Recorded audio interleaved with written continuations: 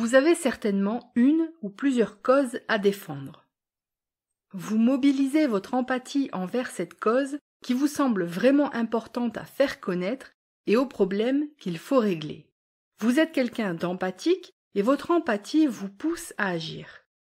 Mais si demain, au nom de cette même empathie, vous décidez de porter une action hors la loi, voire criminelle, pour vous faire entendre, vous allez basculer dans le monde tragique d'un phénomène encore trop peu connu, l'empathie misanthrope.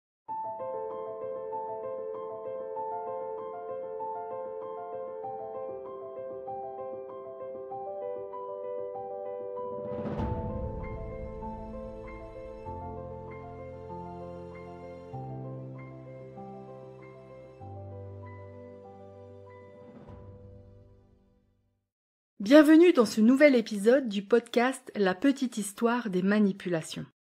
Ce podcast est consacré à la criminologie et à la criminalistique. Je suis Coraline, experte en analyse de documents, et aujourd'hui on va parler d'un sujet dont on n'entend pas souvent parler, l'empathie misanthrope. L'autre jour, en me baladant sur le net américain, je suis tombée sur un fil de discussion dont le sujet m'a surprise. Dans ce fil de discussion, on parlait d'empathe misanthrope.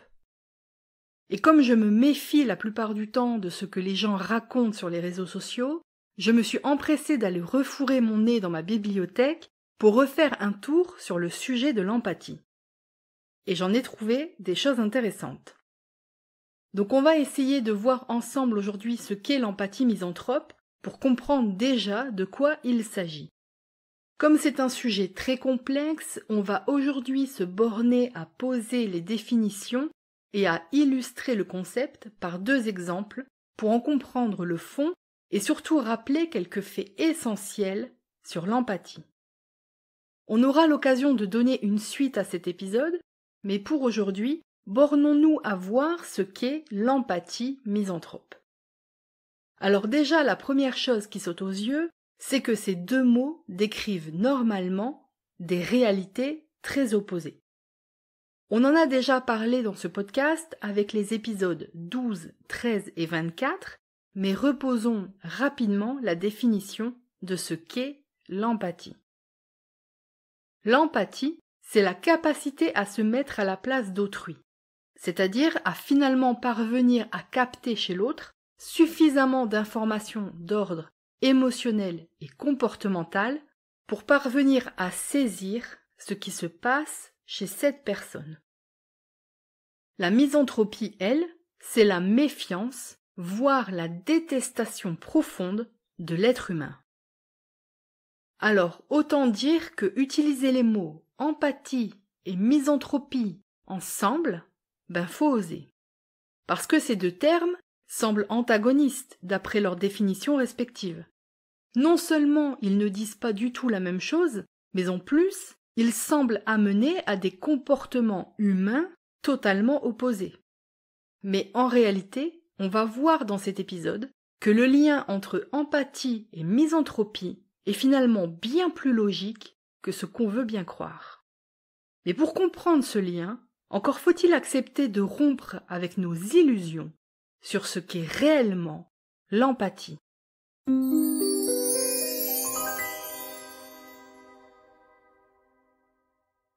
Donc on l'a vu, la notion d'empathie misanthrope est un concept complexe qui combine des éléments contradictoires. Mais mis ensemble, l'empathie misanthrope, c'est finalement la capacité à s'associer aux états émotionnels d'autres êtres vivants tout en ayant un profond mépris ou un rejet envers l'humanité. On voit donc que l'empathie misanthrope, c'est finalement une ambivalence. Un peu comme si, d'un côté, notre bon cœur se sent vibrer au malheur des autres, tout en croyant qu'au fond, l'humanité ne vaut rien et que la planète se porterait sans doute mieux sans elle. Et comme je pense que vous êtes en train de vous dire « mais qu'est-ce qu'elle raconte, c'est quand même bien alambiqué son histoire », on va voir ensemble deux exemples qui ont fait les gros titres dans les médias américains. Alors le premier exemple, c'est celui du meurtre du docteur David Gunn en 1993. Gunn était un gynécologue obstétricien qui pratiquait des avortements en Floride.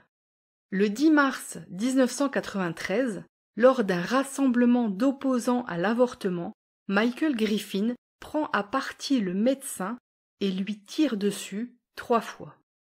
Griffin sera condamné à 25 ans de prison, mais son action inspirera 3 autres personnes à tuer elles aussi des médecins pratiquant des avortements.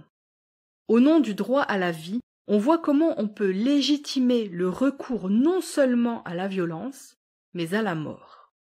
C'est un non-sens total, mais ça montre comment n'importe quelle cause peut faire l'objet d'un cheminement mental manipulatoire.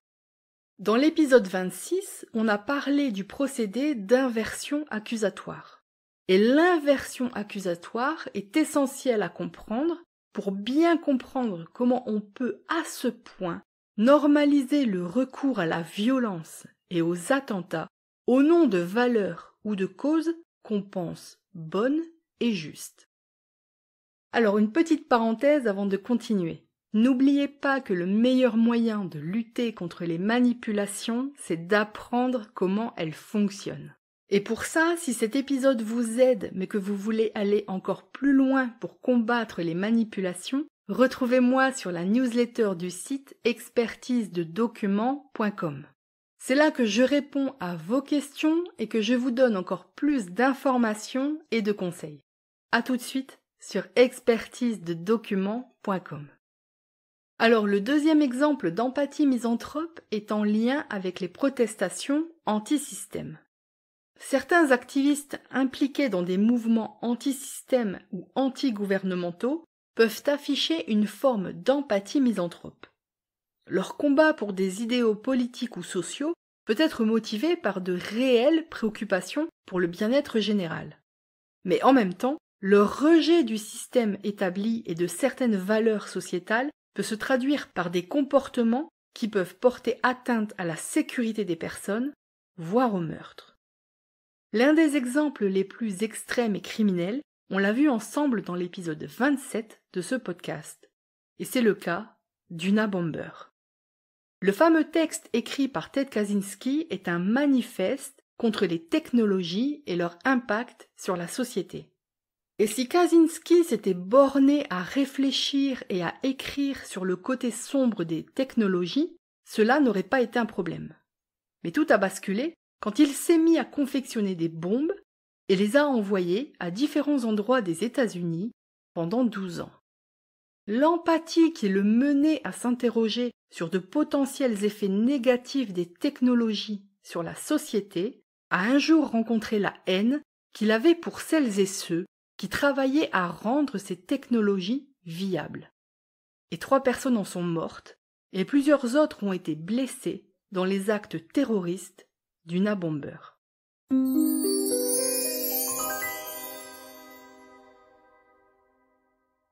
Donc on a vu 2 exemples où l'empathie misanthrope peut se déployer.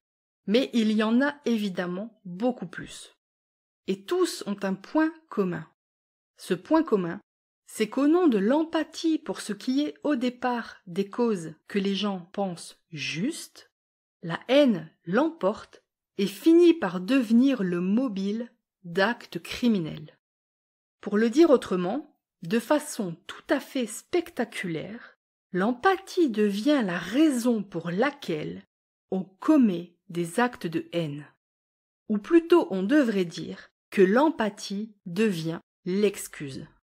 Car oui, un principe de manipulation de base, c'est de pouvoir légitimer les actes les plus terribles. Ça se rapproche du principe d'inversion accusatoire qu'on a vu dans l'épisode 26, et ça permet de légitimer le recours à la violence extrême au nom du bien. Une raison de plus de se méfier des visions angéliques sur l'empathie est de se rappeler que l'empathie n'est pas une valeur morale. L'empathie n'est que ce que l'on en fait. Être empathique ne veut pas dire être gentil ou être bon. Être empathique signifie simplement être capable de capter des informations d'ordre cognitif ou émotionnel chez un ou plusieurs êtres vivants. Mais une fois que vous avez capté ces informations, vous en faites quoi? C'est la question essentielle quand on parle d'empathie. Eh bien, en réalité, vous en faites ce que vous voulez. Vous pouvez les utiliser pour œuvrer à la justice, ou vous pouvez les utiliser pour manipuler les autres, ou légitimer votre soif de sang.